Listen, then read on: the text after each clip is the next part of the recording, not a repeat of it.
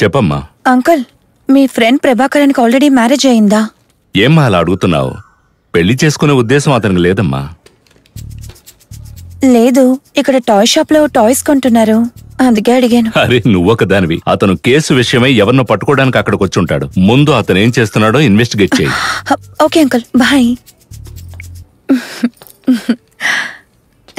Cute colour. నచ్చిందా? ఇదిగోండి, ఇదే నా ఫస్ట్ గిఫ్ట్. పదండి.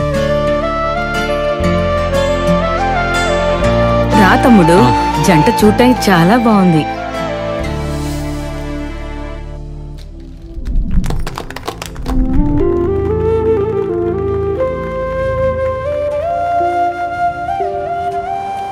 ఇప్పుడు మనం ఒక బర్త్డే ఫంక్షన్ కి వెళ్ళాం కదా, వాళ్ళు మీ ఫ్యామిలీ ఫ్రెండా?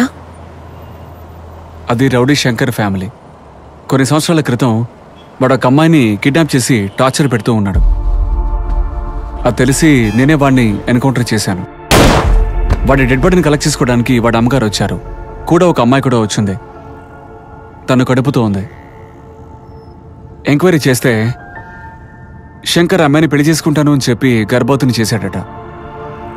వాడు చనిపోయిన 2 నెలలకే బిడ్డ పుట్టింది. ఇప్పుడు వెళ్ళిన బర్త్డే పార్టీ ఆ పాప బర్త్డే పార్టీయే.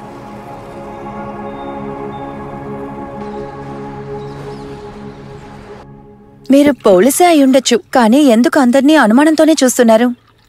నా వరకు అయితే కేసు పెట్టిన వాడిని అనుమానించాలి, నేరం మోపబడ్డవాడిని కూడా అనుమానించాలి. అప్పుడే కేసు త్వరగా సాల్వ్ అవుతుంది. నీకు ఎగ్జాంపుల్ చెప్పనా? నా స్టేషన్కి ఓ కేసు వచ్చింది. మా ఆయన 3 రోజుల నుంచి కనపట్లేదు సార్. ఎక్కడున్నాడు, ఏం చేస్తున్నాడు తెలియట్లేదు సార్. ఎలాగైనా మీరే కనిపెట్టి తీరాలి సార్. ఫోన్ చేశాను సార్, ఫోన్ స్విచ్ ఆఫ్ అని వస్తుంది.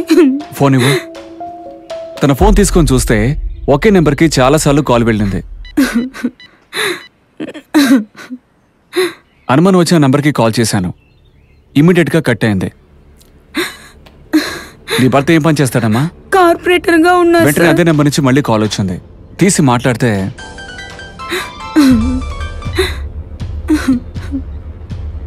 నీ బంగారం పోలీస్ స్టేషన్ లో ఉందా దొంగ నా కొడక.